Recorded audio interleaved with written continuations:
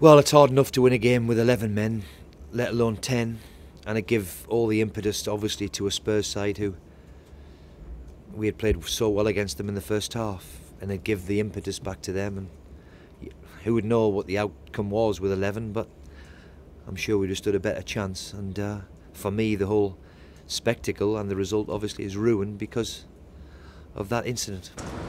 Did you make that?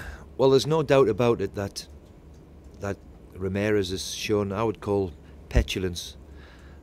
Vertonghen has a little go at him, which is there for everybody to see, and provokes him, and he flicks out at him.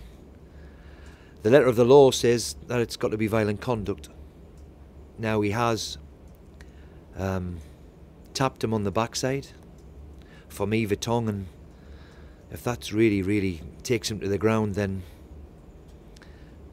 I cannot really understand that. So it's an act of petulance. For me, it's not violent conduct, and surely a bit of common sense.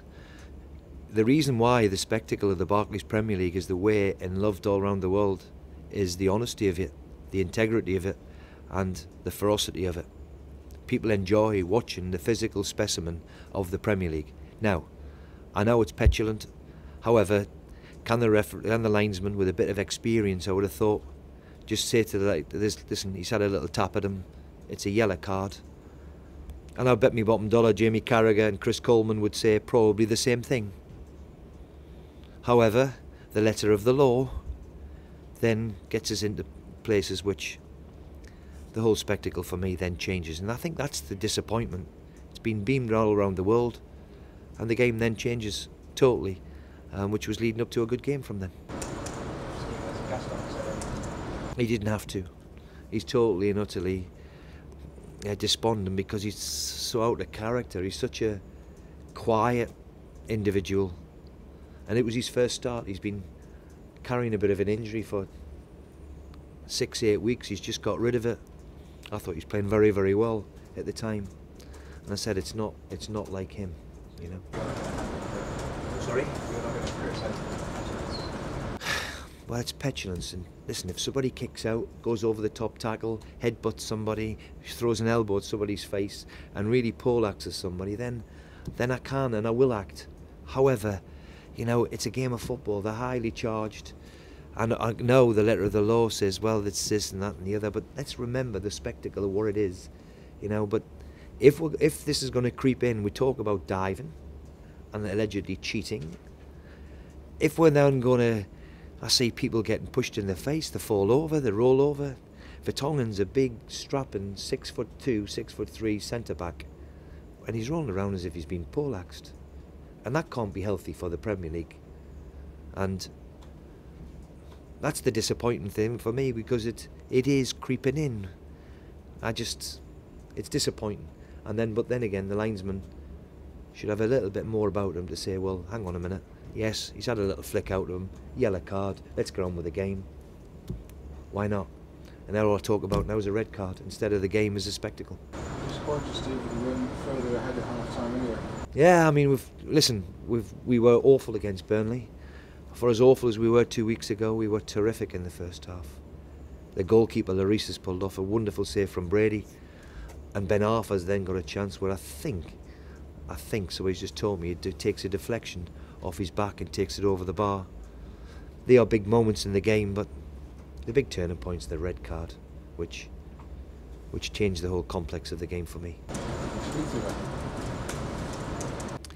Listen, I know they've got a difficult job, and I feel for them now more than ever, because they've got to be seen to apply the letter of the law constantly, otherwise they get marked down. But the big referees, the good ones, the really top ones, I've got always, even in my day, I've got a common sense about them, right? They let the game go and realise that these things happen. And as I keep saying, I think that's why the Barclays Premier League is watched all around the world, because of the honesty of it. So let's let's stop this where we're constantly seeing players wanting to get players sent off, and it's not healthy. Is it a bit sensitive that things aren't quite going for you at the moment? I know the Burnley thing. Well, no, that's a bit different. We weren't good enough. I think that's 5 times I think we've conceded in the last minute, which is cruel, but that is this league. It's a tough league. We were far, far better. I think I've got a better squad than I had last year, so I'm convinced we'll be okay.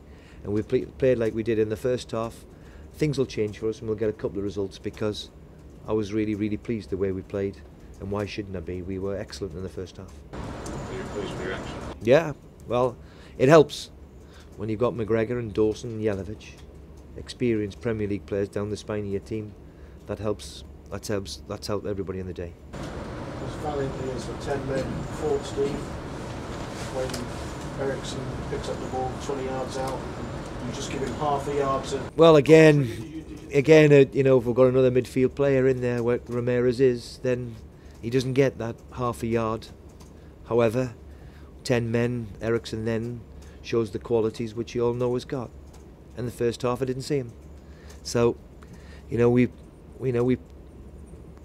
set up to make sure that we were good enough to play against them.